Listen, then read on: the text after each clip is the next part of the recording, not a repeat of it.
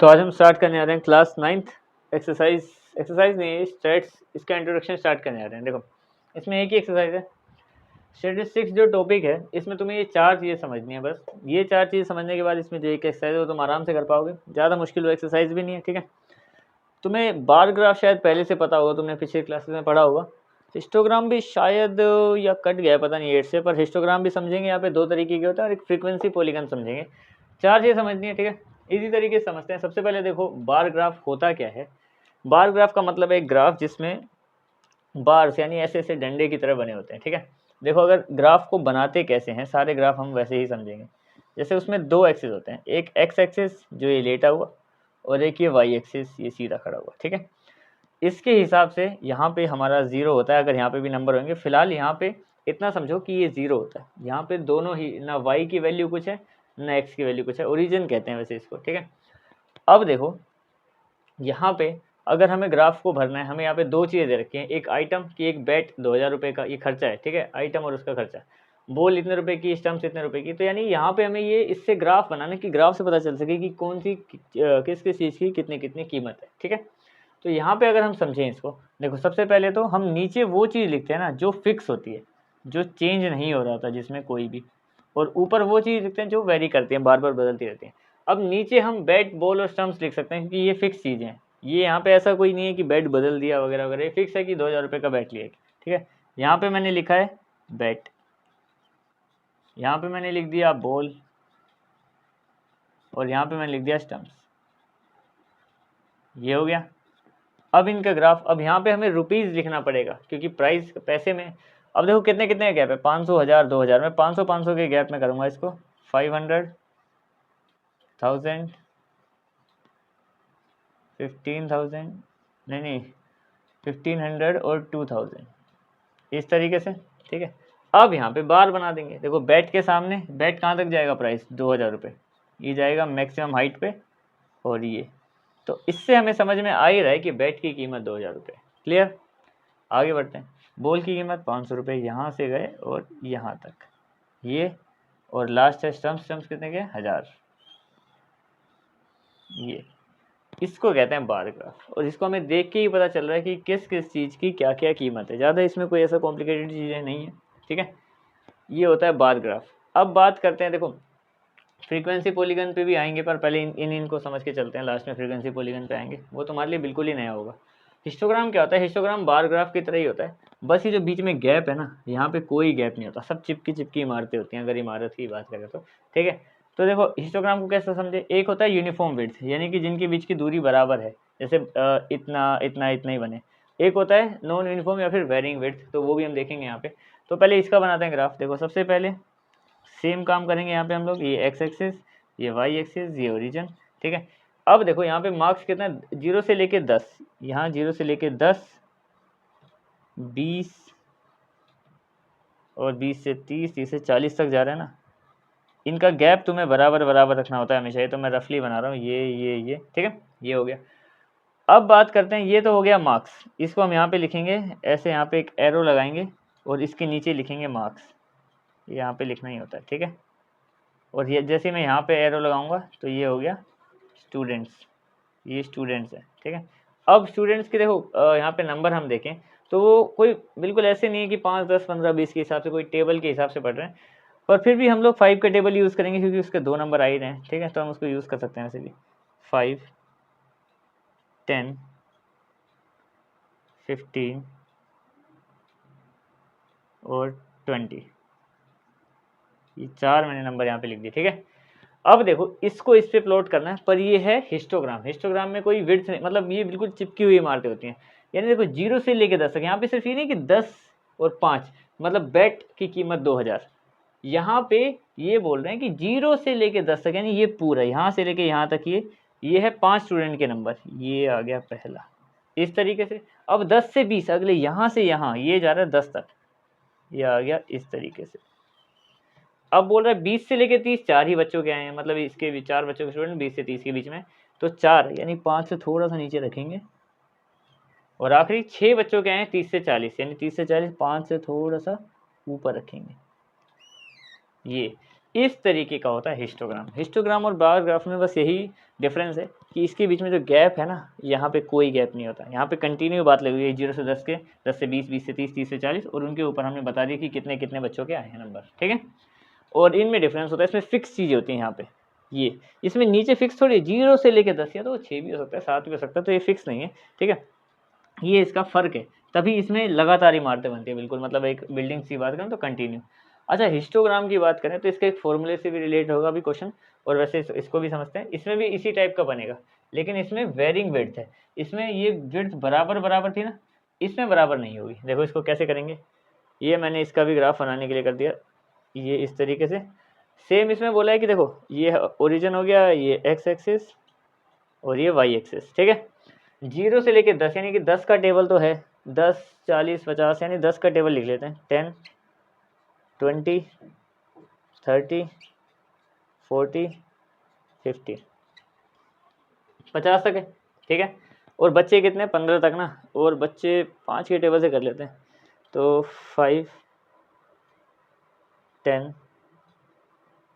15, ये हो गया। ये है हमारे पास मार्क्स बढ़ते हुए, नहीं मार्क्स है नहीं, हाँ ये मार्क्स है बढ़ते हुए, ए, हाँ, और ये है हमारे इंक्रीजिंग स्टूडेंट्स की कितने बच्चों के कितने आए, ठीक है। अब देखो इसमें हम इस तरीके से नहीं करते बिल्कुल कि जैसे हमें दिखा कि भाई 0 से लेकर 10 तो 2 2, यानी कि इसको यहीं तक उठाओ और ये ऐसे कर दो, ऐसे नहीं चलता इसमें काम। इसमें हमें इसकी हाइट एक्चुअल में निकालनी पड़ती है, उसके लिए एक फॉर्मूला होता है छोटा सा, ज़्यादा कुछ कॉम्प्लिकेटेड नहीं है। देखो हाइट का फॉर्मूला क्या है, height equal to frequency by class width into minimum class width, ये है इसका फॉर्मूला। इसको अप्लाई करने के बाद ही हम किसी की हाइट लिख सकते हैं। ये 2 है, जरूरी नहीं है इसकी हाइट 2 ही आए, इस फॉर्मूले के बाद जो आएगी वो लिखेंगे। देखो पहले वाले को करते हैं, इसको अगर हम इसको रफली 1 मान लो, ठीक है, ये फर्स्ट मान लिया ऐसे ही, ठीक है। इसकी हाइट निकालते हैं। फ्रीक्वेंसी क्या है, फ्रीक्वेंसी है, इसको फ्रीक्वेंसी कहते हैं इस टर्म को, यहाँ पे मैंने कहीं लिखा भी होगा फ्रीक्वेंसी, ये देखो इस वाली टर्म को, सेकेंड बॉक्स को। तो फ्रीक्वेंसी क्या है, पहली वाली की 2 बाय क्लास विड्थ, यानी कि क्लास के बीच का गैप, क्लास के बीच का गैप कितना है इसका 10, इंटू मिनिमम क्लास विड्थ। इन सब में से सबसे कम कोई क्लास विड्थ है, इसमें 10 का गैप है, इसमें 30 का गैप है, इसमें भी 10 का, तो मिनिमम भी 10 ही है, तो 10 से 10 कट गया, फाइनल आ गया 2। यानी कि पहले की जो एक्चुअल हाइट हम लिखेंगे वो 2 ही होगी, वो निकालने के बाद भी 2 ही आई हमारे पास, तो ये आ गया 0 से लेकर 10 तक, ये बना 2, ठीक है। अब बात करते हैं सेकंड, इसको सेकंड मान लेते हैं ऐसी, ए बी सी भी मान सकते हैं, चलो बी मान लिया। हाँ, तो इसमें देखो इसकी फ्रीक्वेंसी सबसे पहले ऊपर फ्रीक्वेंसी लिखेंगे 15 है, नीचे लिखेंगे क्लास विड्थ, इसकी कितनी विड्थ है, यहाँ से लेके यहाँ तक के डिफरेंस कितना है, 40 से 10 गए तो 30 बच गए, into minimum class width, minimum तो 10 ही है, इसकी भी चाहे इसकी किसी की भी मान लो। अब ये चला गया इससे 1 और 2 पे, और ये आ गया यहाँ पे कट के 5, ठीक है। ये 15 मतलब 15 टू 30, ये नीचे 2 बचा, इसमें 10 को भी काट के 5 बना दिया, तो कुल मिला के हमारे पास इसमें 5 आया। अब देखो यहाँ पे 2 आया, क्योंकि तुम्हें लग रहा होगा ये 2 है, लेकिन यहाँ पे 15 से 5 बना, तो हम उस 5 को ही लेके चलेंगे, यहाँ पे इस 15 को लेके नहीं चलेंगे। ये 15 है, कहाँ से कहाँ तक जाना है, 10 से लेके 40 तक, यहाँ से लेके यहाँ तक सेम। तो यही होता है हिस्टोग्राम वेरिंग विड्थ। देखो इसकी चौड़ाई और इसकी चौड़ाई में फ़र्क है, जबकि यहाँ पे सब बराबर बराबर बराबर थे, तो यही डिफरेंस होता है। अच्छा सी भी निकाल लेते हैं, इसको सी मान लेते हैं, सी इक्वल टू यहाँ पे कितना फ्रीक्वेंसी इसकी 3 है, और इसकी विड्थ 10, मिनिमम विड्थ भी 10 ही है, 10 से 10 कट गया, आंसर 3 ही आ गया, यानी कि इसको 3 से ही करेंगे। ये 3 यहाँ से 40 से 50 तक 3 बच्चों के आए, इस तरीके से होएगा हिस्टोग्राम वेरिंग विड्थ के साथ, मतलब बदलती हुई। छोटा सा फॉर्मूला ये याद रखना है तुम्हें जब भी क्वेश्चंस करेंगे हम लोग आगे, ठीक है। ये हो गया। अब हम आते हैं फ्रीक्वेंसी पॉलीगन पे। अगर तुम्हें बार ग्राफ पता है तो फ्रीक्वेंसी पॉलीगन बस उसी टाइप का होता है, ज़्यादा दिमाग नहीं लगाना, ठीक है। देखो जैसे ये हमें ग्राफ तो बनाना ही है, एक्स वाई ओरिजिन कहाँ से आ रहा है 0 से, लेकिन 10, 20, 30 इस तरीके से आगे बढ़े हम। अब देखो इसमें होता क्या है, फ्रीक्वेंसी बोलिए 3, 3, 9, 17, यानी कि टेबल हम 5 का कर लेते हैं, 5 का ही करते हैं, चलो 5, 10, 15, 20, ये हो गया हिसाब।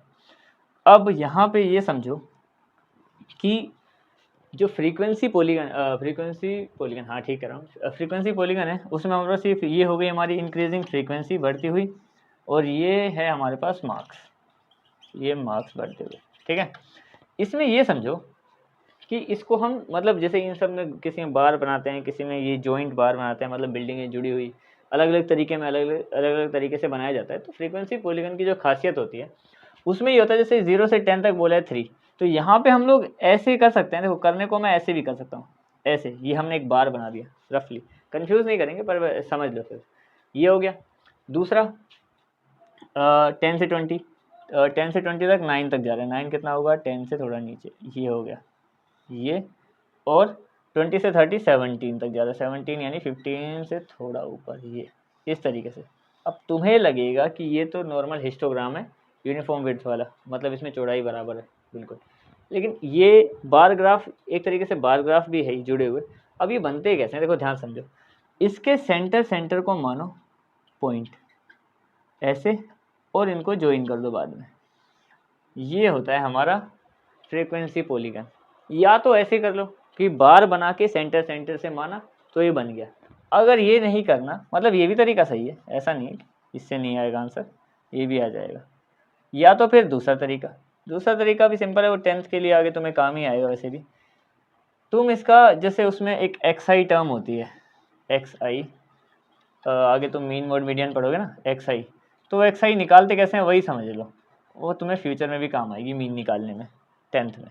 देखो xi कैसे निकालते हैं हम लोग, xi या मीन कहते हैं जिसको, तो इन दोनों का सम करो, 0 + 10/2, 0 10 10 ही होगा, 10/2 5 आ गया, यानी कि वो नंबर है 5। पहला हमें पॉइंट ही मिल गया कि 5 है बिल्कुल, तो 5 है ये, जिसके बीच में 5 है ना, कहीं इन दोनों के बीच में 5, यहाँ पे मिला 5, और इसकी हाइट कितनी है 3, यानी कि 5 यहाँ से 3 यहाँ से, तो यहाँ कहीं वो पॉइंट बनेगा। पहला पॉइंट आ गया बिल्कुल एग्जैक्ट, हमने भी वहीं से ही खींचा था क्योंकि उसके सेंटर से गए थे। दूसरा निकालें अगर हम लोग, तो 10 + 20/2 यानी कि 30/2, ये हो गया 15 इन दोनों के बीच से 15 पे, ये सेकंड वाला 15 है अगर, तो 9 तक जाना है, यहाँ से हमें जाना है यहाँ पे, सेम ही बनेगा बिल्कुल जैसे पहले बना था। ये दूसरा ज्वाइन कर दो। ऐसे ही जब इन दोनों का इसका भी xi निकालेंगे, जैसे इसका कितना है हमारा 5 आया, इसका 15 आया, अगर ये सही ऑर्डर में जा रहा है तो इसका 25 आएगा 10 के गैप में, ठीक है। तो ये 25 इसके सेंटर से 17 यहाँ तक जाएगा कहीं, और ये यहाँ पहुँचा दो, बस बन गया ये फ्रीक्वेंसी पॉलीगन। इसमें xi या मीन कह सकते हैं कि मॉडल क्लास का, इसको मॉडल क्लास भी कहते हैं, जैसे कि क्लास विड्थ थी ना यहाँ पे, क्लास मॉडल क्लास इन सबको ये सब कहते हैं। तो इसका या तो मीन निकाल लो। मीन कैसे निकालते हैं, दोनों को जोड़ के /2, दोनों नंबर को जोड़ा मैंने /2 कर दिया, दोनों नंबर को जोड़ा /2 कर दिया, दोनों नंबर को जोड़ा /2, उसको मीन कहते हैं। तो वो xi भी कहते हैं, फ्यूचर में तुम उसको xi कह सकते हो, 10th में वो यही नाम से जाना जाएगा ये। तो या ये मतलब इससे एक्यूरेट पॉइंट वाला निकाल लो कि इससे बिल्कुल ये पॉइंट ही आ गया, ये भी पॉइंट आ गया, 5 यहाँ से 3 यहाँ से, ठीक है। या तो ऐसे कर लो, या तो फिर तुम ऐसे कर सकते हो कि बार बना लो, बार के सेंटर से ज्वाइन कर दो, सेम ही आंसर आएगा तब भी, ठीक है। तो ये था तुम्हारा कंप्लीट इंट्रोडक्शन बार ग्राफ का, नहीं बार ग्राफ का नहीं, स्टेट्स का, क्लास 9th के स्टेट्स। इसमें अब एक ही एक्सरसाइज है, उसको भी करेंगे कभी ना कभी, ठीक है। That's it.